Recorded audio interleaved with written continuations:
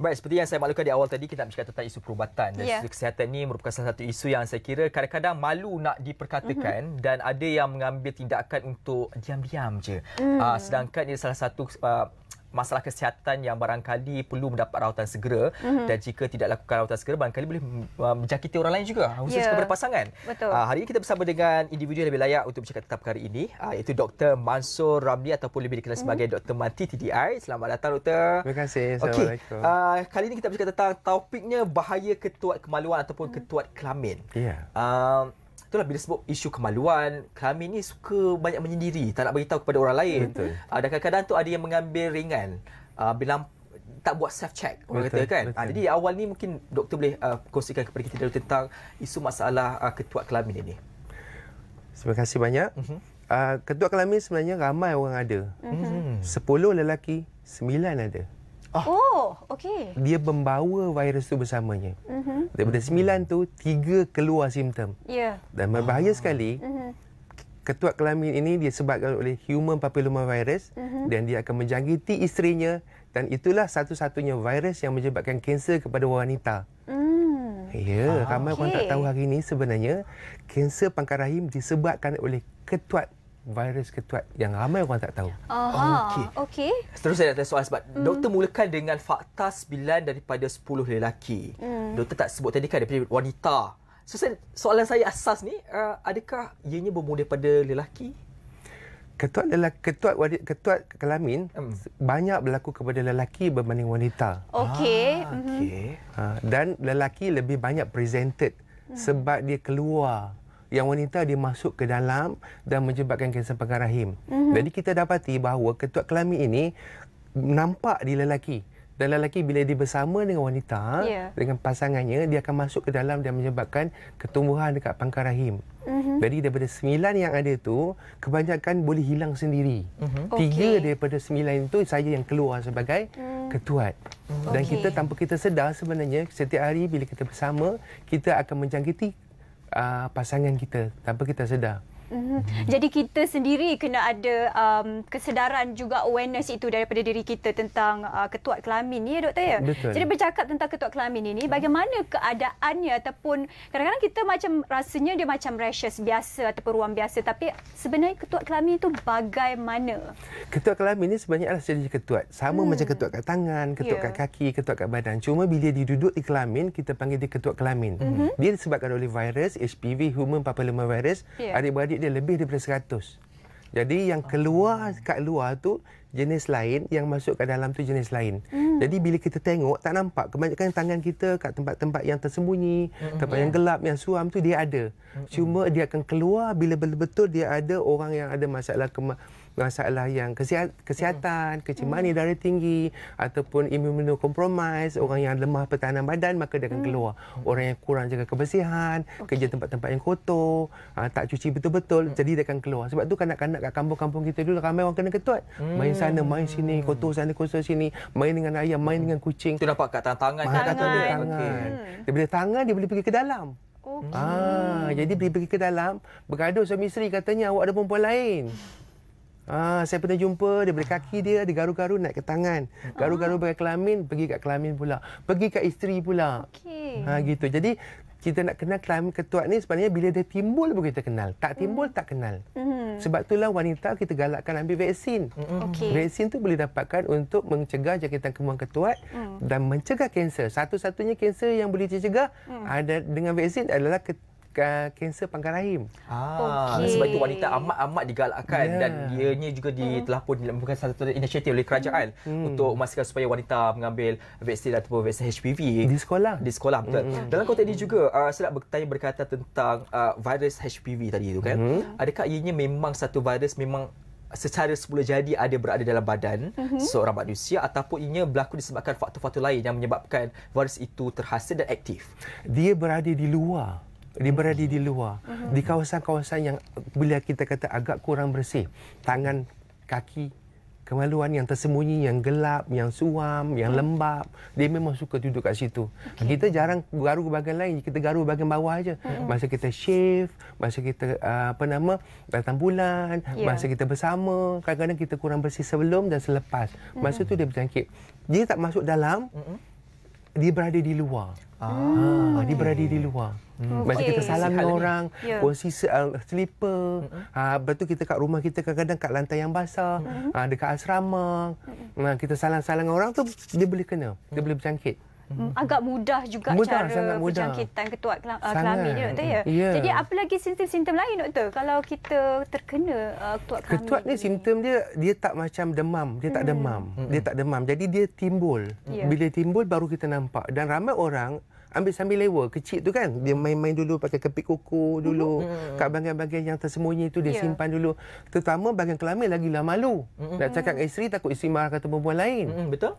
Dia diam dulu kan. Entah-entah ada perempuan lain pun betul, entahlah tidak kan. Ada yang lelaki bagi kepada lelaki, ada perempuan bagi kat lelaki, lelaki bagi kat isteri. Jadi yang bagi ketuat kelamin ramai orang sembunyi.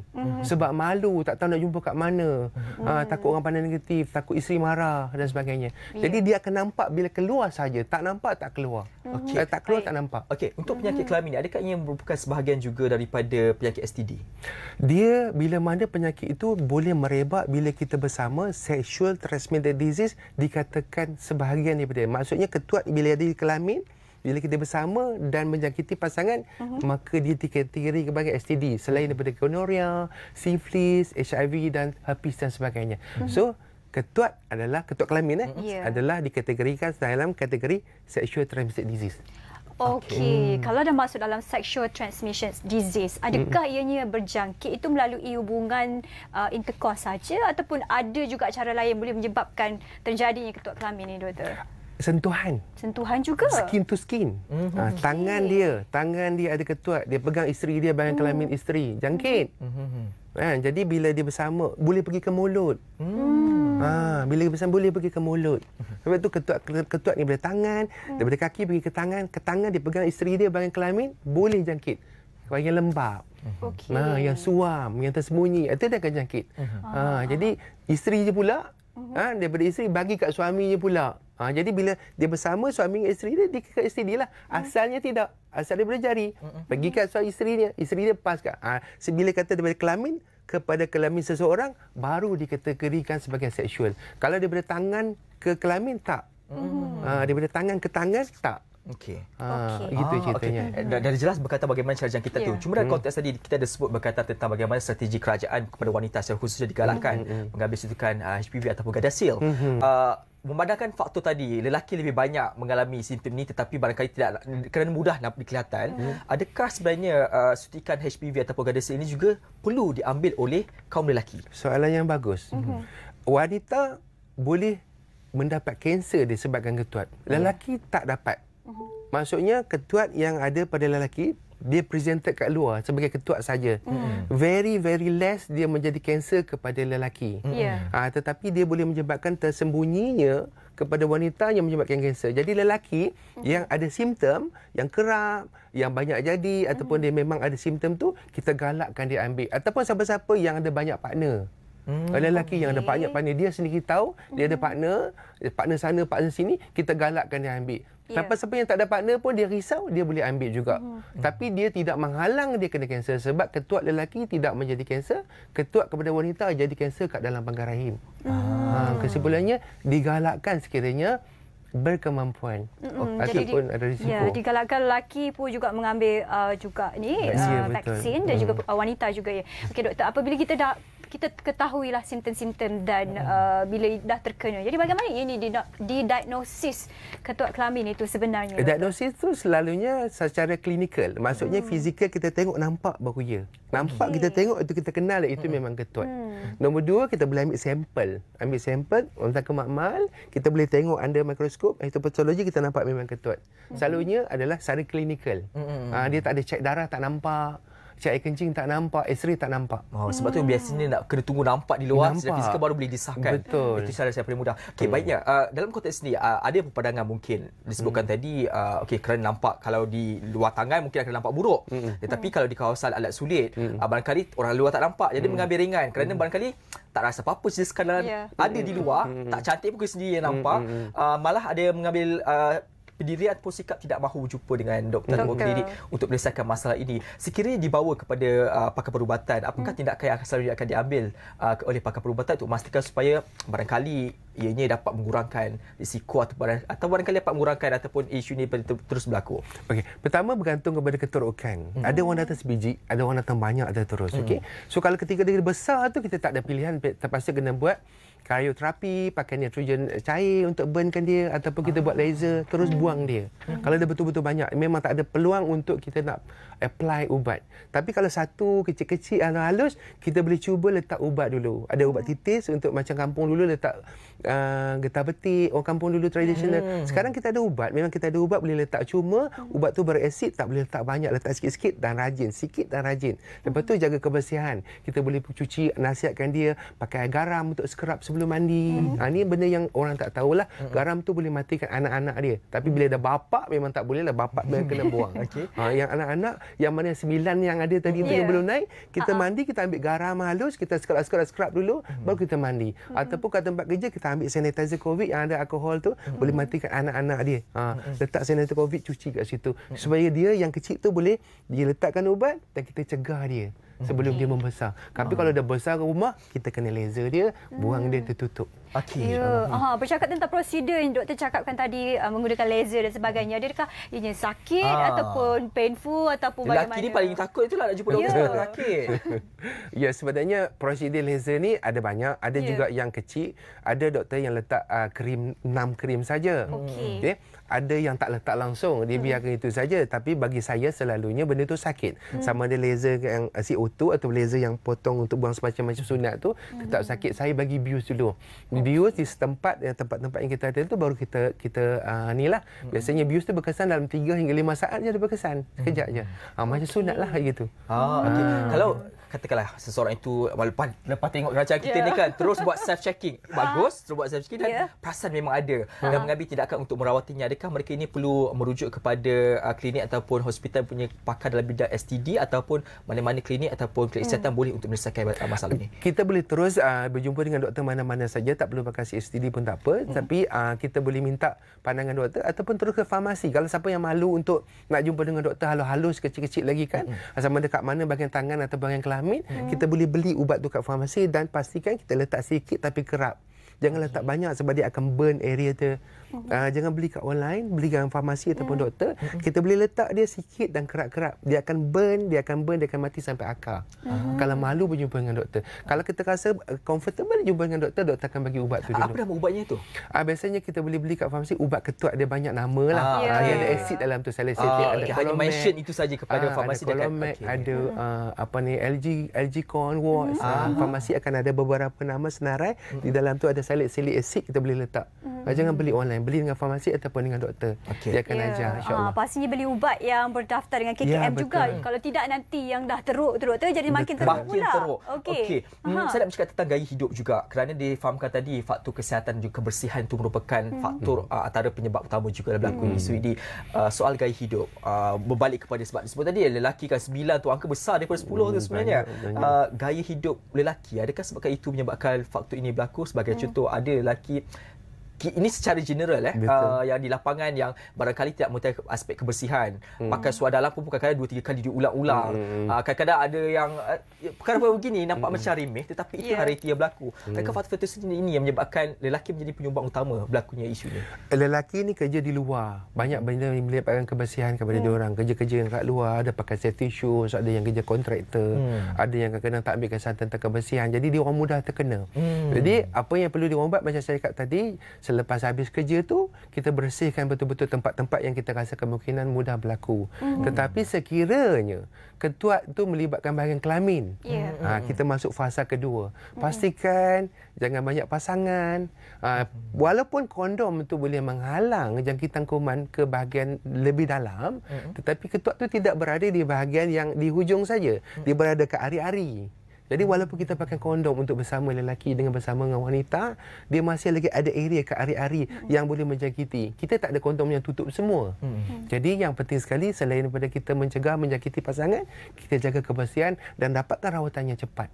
Dan yang bagus dapatkan vaksin, terutamanya wanita. Ramai orang tak dapatkan vaksin lagi. Selepas ini kita bercakap bagaimana kesan sekiranya dibiarkan begitu melarat dan tanpa apa-apa tindakan untuk merawatnya, dan nak tahu kesannya semuanya akan dimaklumkan oleh doktor selepas ini dan berehat seketika. Kembali.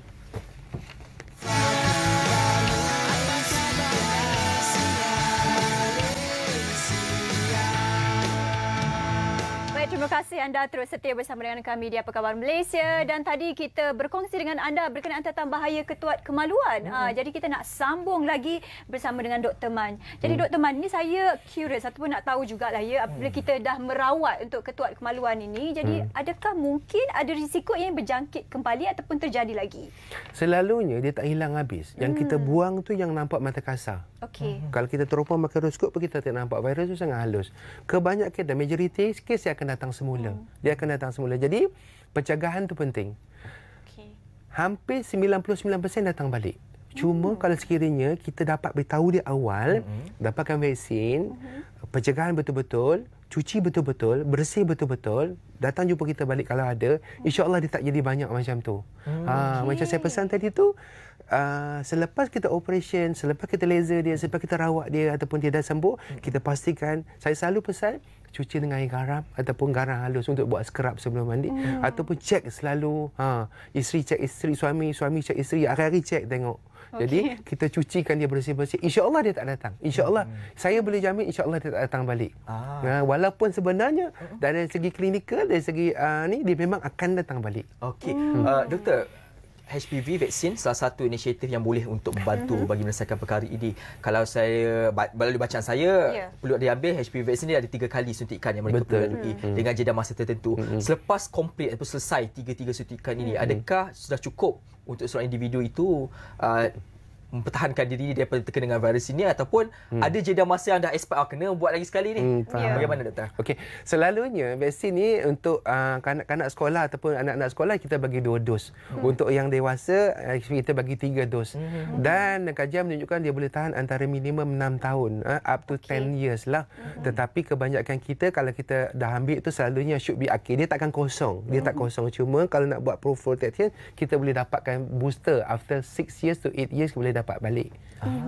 Dan selain daripada itu juga untuk wanita kita akan pastikan dia kena follow up buat pap smear every year untuk pencegahan. Pencegahan untuk mencegah dia daripada kanser. Jadi injection saja tak cukup. Kita buat pap smear untuk wanita tu sebenarnya kita nak tengah tengok kanser. Setiap kali buat pap smear tu kita nak tengok kanser, nak tengok kanser. Sebab lelaki kita tengok kat luar, wanita tak boleh.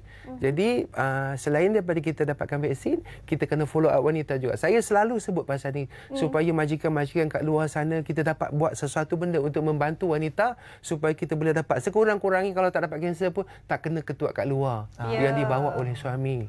Kita boleh dapatkan minta Kementerian Pembangunan Wanita bekerjasama dengan Kementerian Kesihatan buat supaya kita dapat bagi free, tak payah bayar 550 kali 3. Saya menggalakkan kabel, saya menyuruh majikan kat luar sana buat promosi khas. Panggil semua staf turun ataupun bagi bayaran panel. Panel tak cover vaksin. Kami tak pasal vaksin. Kalau sekiranya percuma, ramai orang nak ambil. Vaksin ni dah lama, tak semacam vaksin COVID, tak ada masalah, tak ada komplikasi apa-apa. Dia cuma sakit sikit saja. Tapi sekiranya majikan-majikan kat luar sana bekerjasama membantu untuk memberi vaksinasi kepada semua kaki tangan, bagus. Masuk ke dalam panel. Ataupun kita dapatkan Kementerian Kesihatan percuma. Kan? Ini satu inisiatif yang bakal boleh dilakukan kerana ia terkait soal kesihatan dan terkait soal kesihatan, terkait juga soal produktiviti. Betul. Ini akan membantu juga sebagai produktiviti kepada syarikat. Baik, saya dapat juga tadi disebut wanita kesan buruk dia adalah mendapatkan kanser. Lelaki, bagaimana kesan paling buruk? Lelaki, walaupun risiko untuk kanser untuk lelaki itu ada. Ketuat untuk lelaki, walaupun di kelamin, dia boleh dapat kanser juga. Cuma risiko dia sangat-sangat kurang. Jadi untuk lelaki ni sebenarnya dia adalah orang yang utama untuk memastikan supaya isteri dia tak kena. Sebab dia yang akan pergi menjumpai isteri dia ataupun pasangan dia. Wanita tak akan dapat daripada sendirinya. Jadi kalau kita dapat merawat lelaki, suami ni pastikan dia bersih dan cantik dan tak ada ketuat, insya-Allah maka selamatlah isteri. Jadi kita nak rawat suami dulu. Wanita kita cegah. Tetapi lelaki ni pastikan dia sentiasa orang kata apa, tidak ada ketuat, maka insya-Allah selamat dua-dua orang. Okey. Sedikit saja ringkas doktor, memandangkan ni isu berkaitan lelaki dan wanita dan juga suami dan isteri. Dan sebut juga tadi tu macam lelaki ni antara penyumbang lah kepada wanita kan. Jadi untuk kita melandaikan isu ni supaya tidak dianggap sebab ini salah tafsirkan oleh pasangan suami dan isteri dan juga nak dapatkan hubungan itu kekal aman kan dan saling membantu satu sama lain. Nasihat doktor juga kepada pasangan suami dan isteri supaya memandang isu ini bukanlah satu isu yang boleh meretakkan rumah tangga tetapi adalah satu isu yang sepatutnya kita saling membantu antara satu sama lain. Itu besar sekali. Doktor yang selalu banyak jumpa pasangan ni bagaimana? Okey. Saya pernah kerap kali juga berjumpa pasangan suami isteri bergaduh di klinik saya bila dia membawa isterinya suaminya. Selalunya suami tak datang, lelaki tak datang sendiri. Kebanyakan kes saya isterinya yang jumpa dan bawa suaminya. Lelaki jarang jumpa. Jadi saya memandang kes ini kita kena bersama-sama bekerjasama, jangan bergaduh sebab benda ni sebenarnya kadang-kadang saya pernah jumpa kes daripada kaki pergi ke tangan, pergi ke kelamin dan menjangkiti isteri. Saya rasa kita kena bagi peluang untuk kita sama-sama merawat penyakit ini dan jangan bersangka buruk sebab penyakit ini bukan daripada semestinya suami kita adalah perempuan lain. Kadang-kadang daripada tempat lain. Kita positif dulu dan kita rawat dia, insya-Allah sama-sama kita boleh okey. Dan pihak lelaki semua sama juga kena jaga kesihatan dia juga, pastikan tidak menjangkiti isteri. Ya, itu dia. Yang penting suami ke isteri ke sama-sama menjaga peranan masing-masing. Saya kira saling mengingatkan di antara satu sama lain juga. Dan yang penting bila pokoknya jaga kebersihan. Itu pokoknya. Terima kasih kepada Dr. Manti GDI atas perkongsian ini. Saya kira sekarang ni dah ada ni. Kejap lagi dengan bang. Jom nak cek sekejap. Okey. So kita nak berehat sebentar. Kita ada VT untuk anda kembali selepas ini.